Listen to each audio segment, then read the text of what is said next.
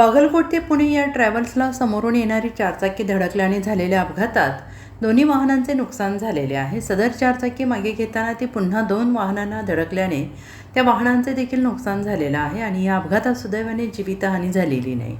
या प्रकरणी संतोष मल्लप्पा पैलद राहणार भगवती तालुका बागलकोट राज्य कर्नाटक यांनी सांगली शहर पोलीस ठाण्यात फिर्याद नोंदवलेली आहे. या घटनेची माहिती अशी की रविवारी रात्री 12:45 सुमारास सांगलीच्या शासकीय रुग्णालय रस्त्याने बागलकोट ते पुणे ही ट्रॅव्हल्स क्रमांक MP 41ZH 7549 घेऊन फिर्यादी संतोष पैलद हे निघाले होते.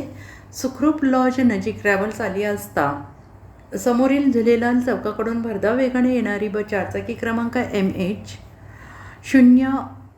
09 DA 9994 येऊन ट्रॅव्हल्सला धडकली. यामध्ये दोन्ही वाहनांचे नुकसान झाले.